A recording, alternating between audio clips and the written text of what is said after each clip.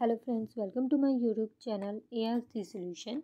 आज की वीडियो में हम ऑरल ग्लूकोज टॉलरेंस टेस्ट के बारे में बहुत सी जानकारियाँ जानेंगे। यह एक प्रेगनेंसी का टेस्ट होता है जो कि प्रेगनेंसी के दौरान कराया जाता है। जो मदर होती है मीन्स जो प्रेग्नेंट लेडी होती है उसके उसके ब्लड में शुगर का लेवल जो है वो जांचने के लिए यह टेस्ट कराया जाता है। और इस टेस्ट को कराने के लिए पेशेंट को कम से कम 8 से 9 घंटे की फास्टिंग रिक्वायर्ड होती है।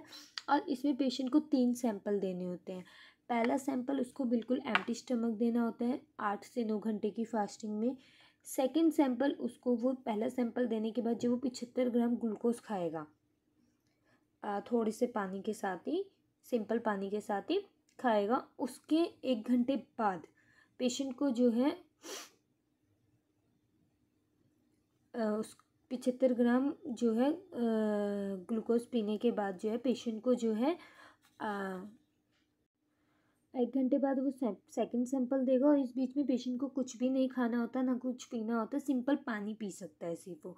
उसके बाद जब वो सेकंड सैंपल देगा उसके जस्ट 1 घंटे बाद फिर वह तीसरा सैंपल देता है। तो इसमें जो है पेशेंट का जो है पहले एम्प्टी स्टमक में जो है शुगर लेवल चेक किया जाता है।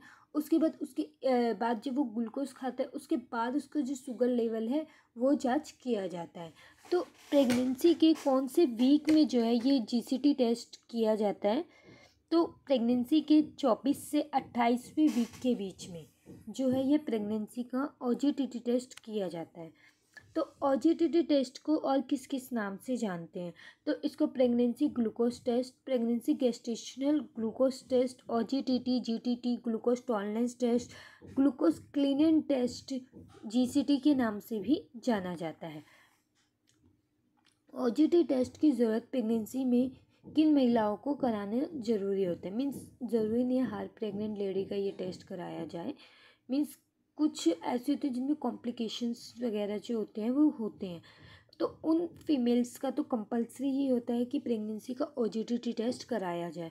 तो जिन फीमेल्स का बॉडी मास इंडेक्स 30 से अधिक है या जिनके शरीर में न्यूनतम फिजिकल एक्टिविटी है, वो गर्भधारण में गेस्टेशनल मीन्स पहले जो उनकी प्रेगनेंसी हुई थी उसमें अगर उन्हें डायबिटीज़ की प्रॉब्लम थी तो उस कंडीशन में, या अगर पेशेंट को ऑलरेडी डायबिटीज़ है उस कंडीशन में, या पेशेंट को PCOD या मेटाबॉलिक सोडियम जैसी जो मेडिसिन्स जो है इन डिजीज़ की पेशेंट की चल रही हो तो, और अगर पहला जो बेबी हुआ था उसका वज़न 4.1 से ज़्यादा है, 4 किलो से ज़्यादा है।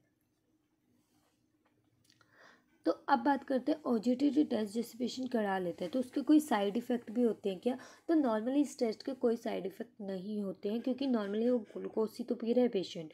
बट कई बार होते हैं पेशेंट को जो है उल्टी, जी मिचलाना, सिर दर्द, सूजन या फिर इन्फेक्शन वगैरह जो है यूरिन इन्फेक्शन या कम ब्लड शुगर लेवल हो सकता है।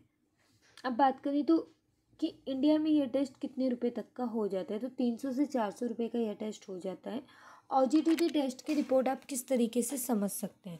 तो आप ये देख सकते हैं ग्लूकोज टॉलरेंस टेस्ट स्क्रीनिंग 75 ग्राम।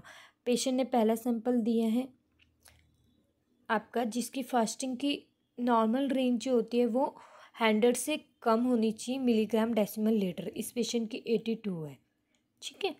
और फिर बात करें अगर सेकंड सैंपल की जो 1 घंटे बाद दिया जाता है, तो इस पेशेंट का जो सेकंड सैंपल हुआ है वो 1 घंटे बाद सेकंड सैंपल जो है उसकी नॉर्मल रेंज होती है 180 से कम होना चाहिए। तो इस पेशेंट का 133 है, नॉर्मल है।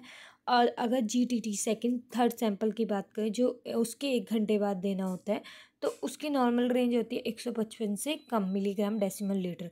तो वो इस पेशेंट का है 91।